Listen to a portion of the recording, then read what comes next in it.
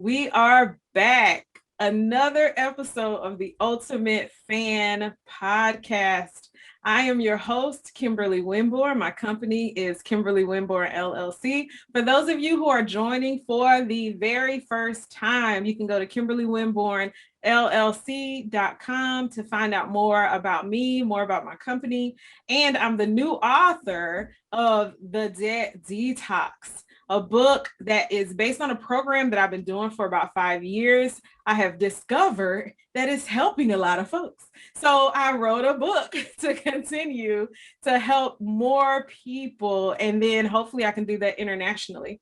So I'm excited because, first of all, I'm always excited. It's Monday, a new week. I'm alive. You're alive. It's a new opportunity to grab hold of the day, to make changes, do something different, embrace you. And so I'm excited to do that. I'm excited to see if there's another opportunity to create a connection or a collaboration.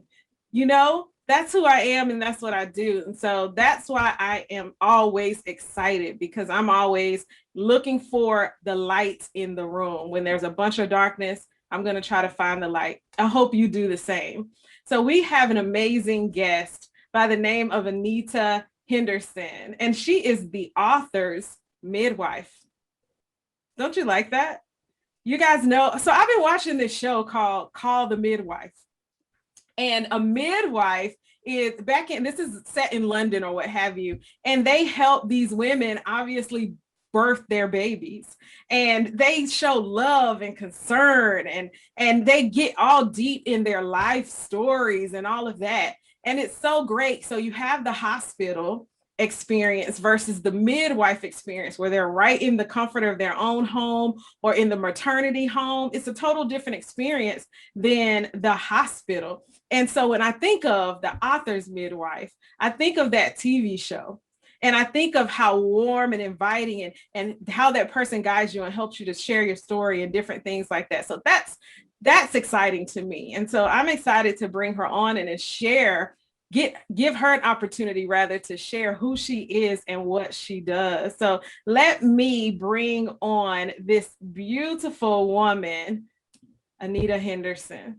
Oh, hello, Kimberly. How are you? I'm awesome. Welcome to the Ultimate Fan Podcast by Coffee and Collaborations.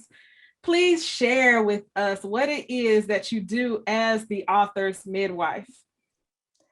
I love that description of the television show called The Midwife. I think I've seen one episode, but you hit the nail on the head. I essentially I help people birth those book babies. Yeah. So I work with corporate professionals and seasoned entrepreneurs to guide them to write, publish, and leverage their business building books. These are people who want to use book publishing as a marketing strategy. They want to get out there in a bigger way. They want to boost their visibility and enhance their credibility or show off their credibility. And they want to do it with a book. Yeah. I help them through actually the entire process from concept to completion. So are most of the people that you're working with them being entrepreneurs and the like, are they mostly like nonfiction, self-help sort of books, or are you working with authors that want to produce a fiction work as well? We do 100% nonfiction. So these are the memoirs, the self-help, the inspirational, the how-to, the subject matter exploration. So these people are bringing information, knowledge, expertise, and experience to the table and saying, you know what, I've developed a process or a methodology or a system, and I want to share it in a book along with some stories. Or I have 25 years of experience in XYZ industry and at whatever corporation, and I want to share what I've become known for or known as. Or I've had this amazing experience in my life that's changed me, and I want to inspire other people with the lessons I've learned. Yeah, I love that. And so one of the things I've noticed that a lot of people, even with self-help, even with nonfiction, are starting to do anthologies where they're partnering with other women or men to create a book. Are you working with those who do anthologies, or is it more the woman or man who wants to do an individual work? We have done several anthologies. Several of them actually have been in the genealogy space, believe it or not. We've worked with some family history researchers, genealogists, Mm-hmm. who have common ancestry in a particular area or want to cover a certain thing, and they've collaborated to produce a book. Actually working with a group right now who's in the philanthropy and nonprofit space, and they are collaborating to create a book. So yeah, we've done anthologies, we've done collaborative books, as they are also known, or compilation books as well. Yeah. Yeah. I love it. Well, obviously I love collaboration. Sometimes it's doing things alone sometimes is very intimidating. So you think about a book where these are words that are going to be put on paper that people can see forever, and you have a fear of sharing your story, or have feeling like you have value behind the thing that you do. So it's kind of like, well, now I have someone else who's at the same place where I am, so you don't have to do it alone. So I do understand the collaborations and the compilations and the anthologies. And so what I would like to know about you is, you're in this space, you're helping people as this midwife. How? Like, what was your journey? How did you get here? Well, my background is in journalism Okay. and marketing communication. So I started my business almost 25 years ago, Mm-hmm. focusing primarily on marketing, communications, public relations for small businesses. Back in the day when, websites were brand new, but people were still doing brochures. So I was doing a lot of that. And then I moved to another state. The recession happened, and it was time for me to pivot my business. So Mm-hmm. at that time, marketing budgets were decreasing, but the interest in independent book publishing was increasing. The whole Mm-hmm. publishing industry had gone through an upheaval, it had turned upside down. So many of your listeners might remember some of their daily newspapers went away. You Yeah. might have noticed a lot of mergers and acquisitions in the traditional book publishing space, where some of these big publishing companies were gobbling up some of the smaller ones. And so that made room for regular people like you and me Mm-hmm. to write our book. We didn't have to wait for a big publishing house in New York City to like our idea. We could do it ourselves.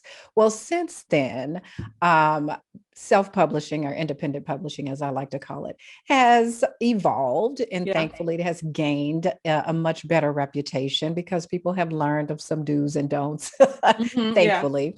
And they've learned to actually call on experts for assistance, experts like me and my team. So that's kind of how I got into it. It was really a natural progression because I've always loved books and loved to read. I'm a way back, Yeah. word nerd and book geek from way long time ago. And so I sort of I converged my love of marketing and communications with my love of books, and the author's midwife was born. I love that. Let me tell you why. Because I so like align with you, because I love journal. Well, my degree is English communications, news media communications, and public relations. And so I didn't go down the path of journalism until a few years ago when I started the radio show, like we were talking about, and now I'm gonna have the magazine and all of that. And I just love literature. I've always been a grammar nerd. Like I actually have a mug that says, "Yes, I'm silently correcting your Silently grammar." correcting your grammar. I have that same mug. You have it? My friend gave it to me. I was like, yes, this is perfect. So that's me. One of my friends thinks that one of my business friends thinks that there's no correct grammar. Like he's like, that's just a way to keep us separate and all of that. And I'm just like, I'm sorry. I just That can't. is hilarious. I have that same The mug. That is same so mug. funny. But so we align in so many ways. So I love when that happens. That's why I love connection, right? Because you just never know. And so many people, we stay in our own spaces. But when you sit across the table from someone, you get an opportunity to see what bridges you, what actually does connect you instead of separates you. So I get giddy about those moments. I want to share with the audience a little bit about the process. So the process of working with you, the process of realizing like, hey, I do have something in me. How is it that you pull that out of them, or what's the process like? So most of my clients come to me essentially with an idea. They've got an Uh-huh. idea. And a lot of them have been thinking about it for a long time, right? I've been thinking about writing my book for 5 years, or everybody keeps telling me to write a book, whatever. Yeah. So they come with that idea, sometimes some notes, and sometimes even an outline and some content. And so what I do, my superpower essentially is taking the idea, the content, whatever they have, whatever they bring to the table, organizing that content, which is key, Mm-hmm. and then focusing in on a very specific topic or theme for the book. You got to start somewhere. Yeah. And so I'm all about the story, the structure, and the strategy of book publishing. So everything is story. Mm-hmm. And I really help my clients develop the stories that people will remember. As humans, we are trained from childhood to remember stories. We connect with stories. And so story is everything. I don't care if you are writing a 12 steps to whatever, whatever. Mm-hmm. People will remember one of your steps, but they'll remember a couple of your stories. And so Yeah. that's what really matters. So the story and also the structure of the book is really important. From the perspective of the reader, you have to be thinking about the reader, right? Yeah. Otherwise, you can just journal if you don't plan to share your book and your story. And then, of course, the strategy. I work with my clients to develop the strategy of book publishing. So I coach the author, not the book. So I'm not a Mm-hmm. book coach, I'm an author coach. And so I really coach them on how book publishing can support their existing platform as an entrepreneur or as a corporate professional. So Yeah. once we get all of that wonderful work laid as a ground floor, then we move on to developing the content, making sure it's rich, relevant, and really eye-catching and emotional, almost grabbing for the reader. Mm-hmm. And then we bring in my team and we do everything else. So from the cover design to the copy editing to the interior layout and distribution of your book, printing, we do the whole 9 yards, including some marketing, and getting clients on those bestseller lists and also getting them awards. So that's a big deal Nice. for people. Yeah. Nice. Do people ever come to you after they've already self-published to kind of redo or get different components of what your services include? Yeah, we've worked with a couple of clients who wanted to do essentially what I call a book do-over. Mm-hmm. Either the book didn't, they've probably as an author learned some things about Yeah. publishing Mm-hmm. since publishing their book initially, and they're like oftentimes embarrassed that they Mm-hmm. actually put it out that way. They're like, oh my God, I know so much more now. I can't believe I put this book out like that. Yeah. Fix it for me, Anita, right? Help me, the author's midwife. And so we've done some of those. And I'll tell you quite frankly that book do-overs can be just as taxing, time Mm-hmm. consuming, and complicated as starting from scratch. And so that's why I always tell my clients, let's get this done. Let's do it right. And you never have to write this book again. Do it right the first time and we'll get it done. So we also have had clients come to refresh the marketing. So maybe they put the book out 2 or 3 years ago, and they really didn't put the marketing machine behind the book that it really deserved. Yeah. And so we can take them through some bestseller campaigns and some other marketing support that they might need.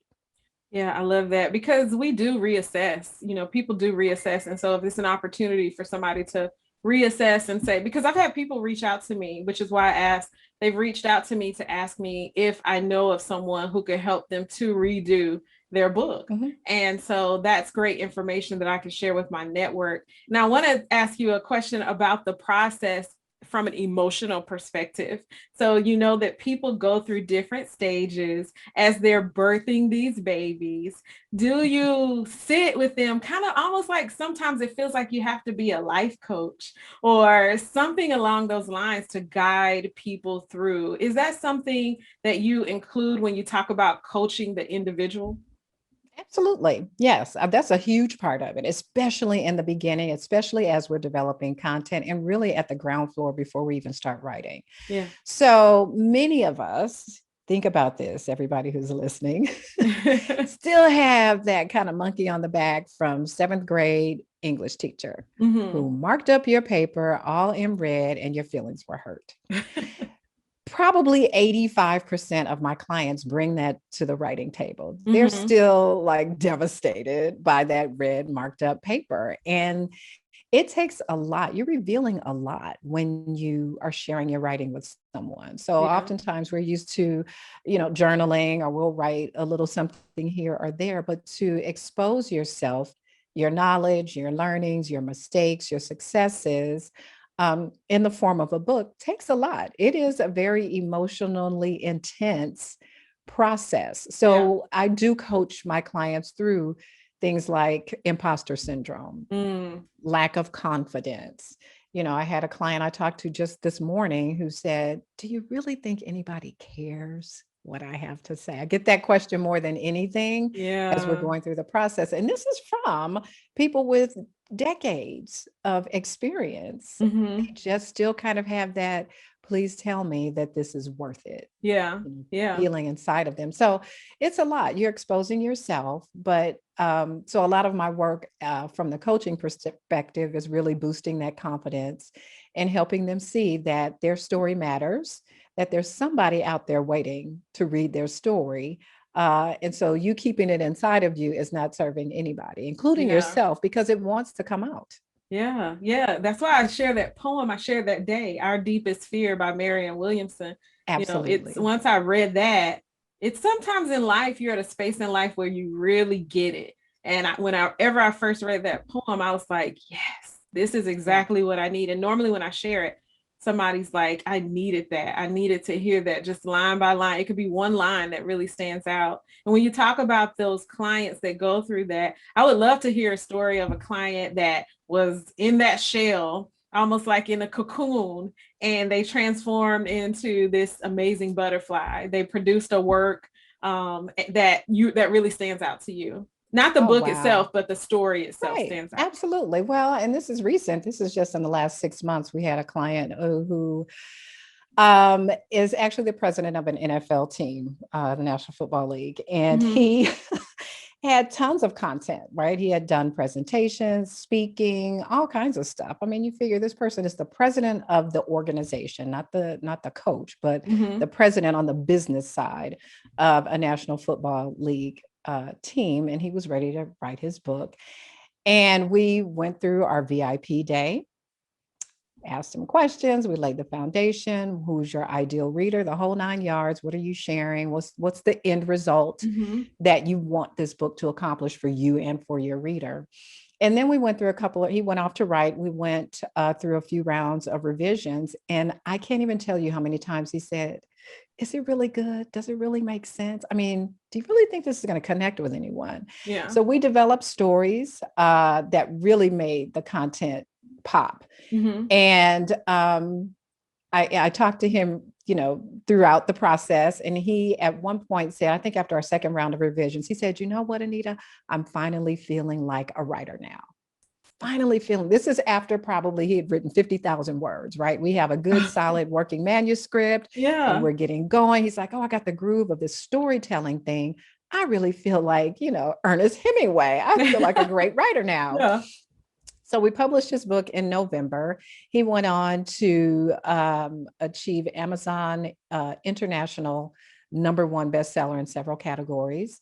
He made it to the Wall Street Journal bestseller list and also to the USA Today bestseller list. And he's still out there doing his thing. And I'm sure once, we hear back from the contest that he's applied for, he will be not only a best-selling author, but also an award-winning author.